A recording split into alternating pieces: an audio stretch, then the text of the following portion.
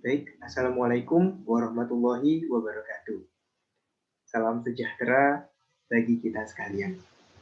Perkenalkan, nama saya Suwarno. Saya adalah Widya Suara dari BPSDM Provinsi Bengkulu. Kali ini saya ingin berbagi tentang strategi yang saya gunakan untuk mengampu mata pelatihan manajemen penganggaran. Nah, mata pelatihan manajemen penganggaran ini merupakan salah satu dari agenda pengendalian pekerjaan pada pelatihan kepemimpinan administrator atau PKA, di mana mata pelatihan ini membekali peserta pelatihan terkait dengan pemahaman pentingnya perencanaan yang akurat dalam sebuah organisasi pemerintahan, penganggaran yang efektif juga dan efisien dalam mendanai kegiatan serta melaksanakan anggaran dengan akuntabel.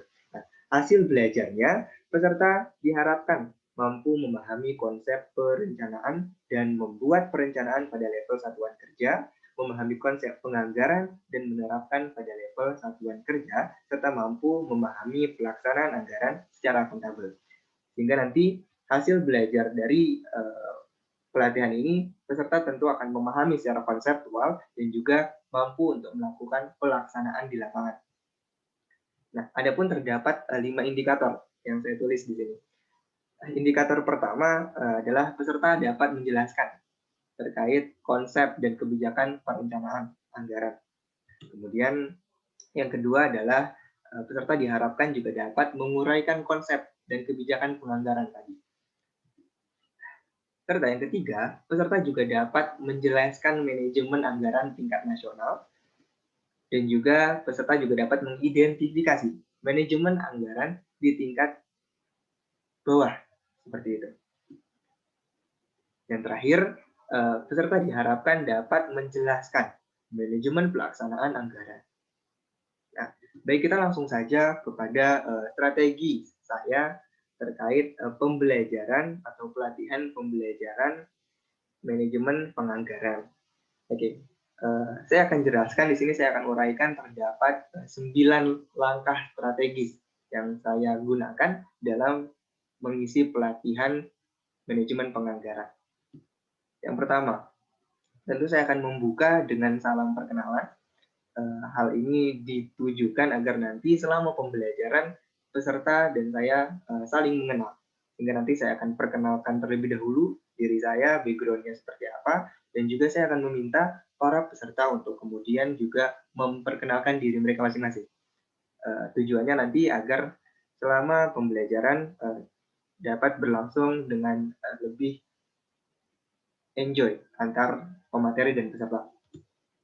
Kemudian saya juga akan menjelaskan terkait kompetensi yang dibangun dalam PKA, seperti itu.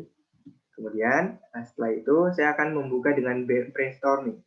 Jadi, nah, gunanya brainstorming diharapkan untuk nanti dapat membuka pemikiran para peserta terlebih dahulu. Di mana nanti saya akan menanyakan pertanyaan-pertanyaan konseptual kepada para peserta. Sehingga nanti para peserta diharapkan dapat menjelaskan atau menjawab atau memberikan pendapatnya pribadi, baik pendapat nanti terkait kelebihan-kelebihan manajemen anggaran di dalam negeri sekarang, atau kekurangan-kekurangannya, atau nanti dampak positif, dampak negatif dari manajemen penganggaran. Sehingga para peserta dapat memberikan konseptual-konseptual terkait manajemen penganggaran. Tentu setelah itu saya akan tentu sangat mengapresiasi para peserta yang kemudian berani untuk memberikan pendapatnya. Nah, setelah brainstorming, baru kemudian saya akan memulai untuk melakukan ceramah interaktif. Di mana dalam ceramah interaktif yang pertama outputnya ada 2. Saya tujukan untuk kemudian saya akan menguraikan konsep dan kebijakan penganggaran secara lebih menyeluruh. Sehingga tadi yang sudah didiskusikan dengan para peserta akan saya jelaskan ulang. Kemudian saya juga akan menjelaskan terkait kebijakan-kebijakan manajemen penganggaran. Sehingga nanti para peserta memahami dasar kebijakannya. Nah, setelah saya lakukan kuliah interaktif, kemudian saya akan mulai membagi para peserta ke dalam kelompok-kelompok kecil. Nah, Fungsinya nanti ada beberapa penugasan yang akan kemudian dilakukan oleh kelompok-kelompok. Nah, yang pertama adalah diskusi. Diskusi kelompok, nanti para kelompok akan melakukan diskusi satu sama lain. Ini nanti untuk mengidentifikasi atau menjelaskan manajemen anggaran di tingkat nasional. Jadi setelah peserta memahami konsep, saya akan meminta peserta untuk mendiskusikan terkait manajemen anggaran di tingkat nasional ini seperti apa. Outputnya nanti tentu saya akan keliling ke setiap kelompok dan mengikuti diskusi masing-masing kelompok. Dan nanti para kelompok akan mengumpulkan notulensi hasil diskusi masing-masing. Dan nanti juga saya akan memberikan keynote terkait apa-apa saja yang perlu didiskusikan oleh para peserta. Seperti itu. Kemudian, setelah diskusi terkait manajemen penganggaran di tingkat nasional, saya membuat konsep marketplace, di mana sistemnya masih kelompok. Jadi kelompok yang tadi sudah dibentuk, kemudian mereka akan sama-sama bekerja sama untuk metode marketplace ini. Nah, di metode marketplace, pertama-tama saya akan jelaskan dulu seperti apa metodenya, tentu. Kemudian saya akan memberikan studi kasus kepada setiap peserta.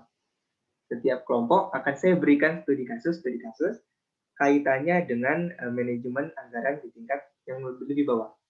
Sehingga nanti para peserta harus menyelesaikan studi kasusnya masing-masing kelompok. Begitu.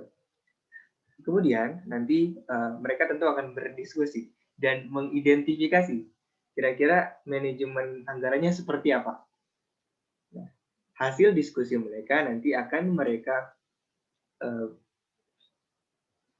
presentasikan dalam bentuk marketplace.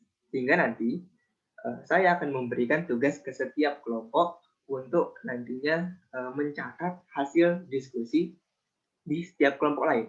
Sehingga mereka akan berputar keliling ke marketplace milik kelompok lain.